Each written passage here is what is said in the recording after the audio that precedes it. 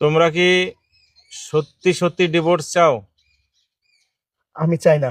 আমি চাই ও আমার সাথে সংসার করুক। তুমি? আমিও ডিভোর্স চাই না, আমি আমার স্বামীর সাথে সংসার করতে চাই। তাহলে এই সমস্ত কেন? কি? তাই তার বলছি না ডিভোর্স দেওয়া লাগবো, তুই ডিভোর্স দিবি না কেলে আমার বুঝাই কিনা? তাহলে বাড়ির থেকে বুঝাই আনছি, তুই তোর ডিভোর্স দিতে হইব, টাকা 5 লাখ লাগবেই। মা, এটা তুমি কোন ধরনের কথা বলতেছো? সংসার আমার, সিদ্ধান্ত আমার। আমি ওকে ডিভোর্স দিব না। আমি আমি যা বলছি তাই করতে হইব, তোর ডিভোর্স দিতে হইব। করিম কাকা, দাঁড়াইছেন কেন? বসেন। দেখছেন, আমার শাশুড়ি চায় না আমার সংসারটা হোক, কিন্তু আমরা দুজন কখনোই আলাদা হতে চাই না। শুধুমাত্র এর কারণে আমার মা বাবা সবাই আমার থেকে দূরে চলে গেছে। তারপরও এই মানুষটা চায় না আমি সংসার করি। যে মা আমারে না দেখলে এক মুহূর্ত থাকতে পারে না, সেই মা এর কারণে আমার বাড়ি থেকে চলে গেছে রাগ কইরা। অবশেষে আমরা দুজন আলাদা থাকি, তবুও তার শান্তি নাই। এখন চাচ্ছেন আমাদেরকে আলাদা করে। খুব কি শান্তি পাইবেন আপনি? খুব শান্তি পাইবেন।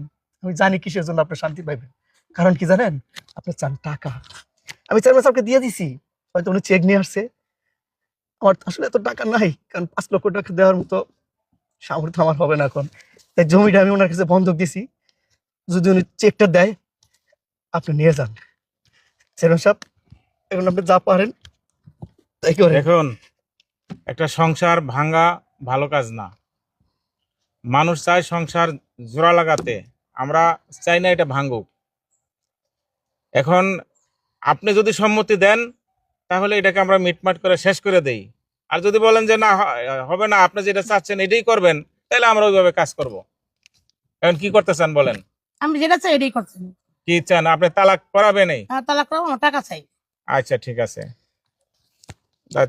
এক কাজ করো তাহলে, তোমার টাকা চেকটা দিয়ে দেই, ঠিক আছে? কালকে পাস করায় নাও, আর আমি তোমার কাছ থেকে জমির ওগুলি কাগজপত্র সব লিখে নিয়ে নেব, ঠিক আছে? ঠিক আছে। আচ্ছা।